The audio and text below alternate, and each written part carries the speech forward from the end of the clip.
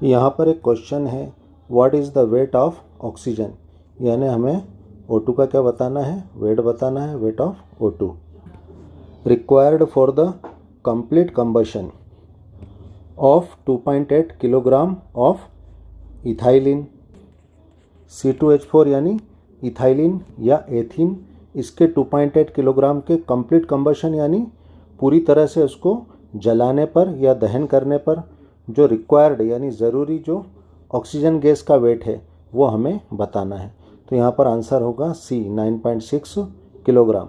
ये किस तरह से होगा, आइए हम देखते हैं।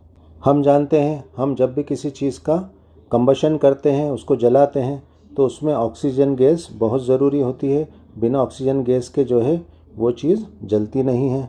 और हम जब भी हाइड्रोजन और कार्बन रखने वाले कंपाउंड यानी हाइड्रोकार्बन को जलाते हैं, उसका कंबशन करते हैं, तो हमको डेफिनेटली क्या मिलता है, एक तो मिलता है कार्बन डाइऑक्साइड और क्या मिलता है साथ में, वाटर मिलता है, पानी मिलता है। तो हम जब एथिलीन का या एथिन के 1 मोल का कंबशन करते हैं ऑक्सीजन की प्रेजेंस में, तो हमें क्या मिला, कार्बन डाइऑक्साइड और पानी मिला।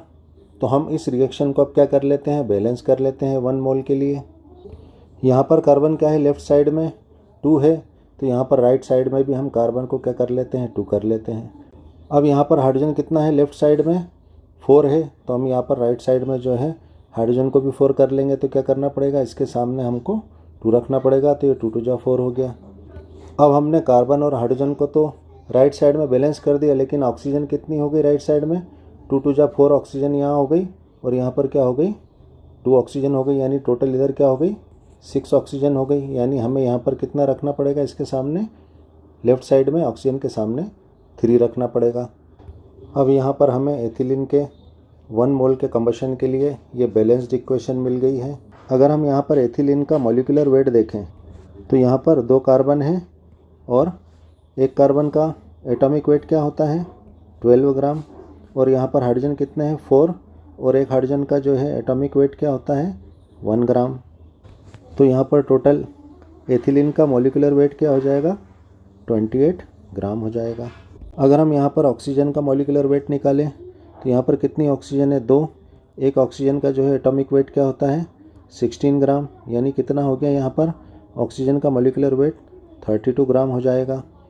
अब यहाँ पर ऑक्सीजन के कितने मॉलिक्यूल्स हैं, 3, तो इंटू 3, तो यहाँ पर जो है टोटल कितने ग्राम्स हो जाएंगे, ऑक्सीजन के 3 मॉलिक्यूल के 96 ग्राम्स हो जाएंगे।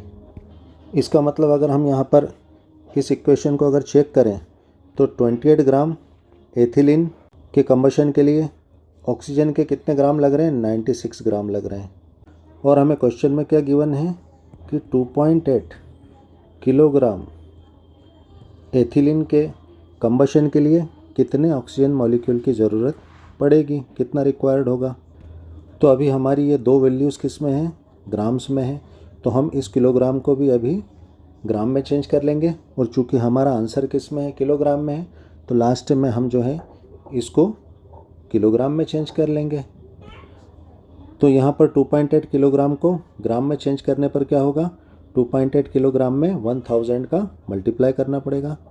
तो 2.8 इंटू 1000, 0 से पॉइंट कैंसिल, तो कितना हो जाएगा ये, 2800 ग्राम्स हो जाएंगे C2H4 के।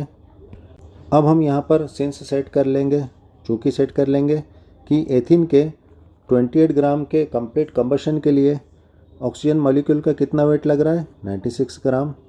तो यहाँ पर 2800 ग्राम एथिलीन के कंबशन के लिए ऑक्सीजन का कितना वेट लगेगा, कितना वेट रिक्वायर्ड होगा। चूँकि यानी सिंस 28 ग्राम C2H4 के कंबशन के लिए ऑक्सीजन के कितने वेट की ज़रूरत पड़ रही है, 96 ग्राम O2 लग रहा है। देयरफॉर इसलिए 2800 ग्राम C2H4 के कंबशन के लिए ऑक्सीजन का कितना वेट लगेगा।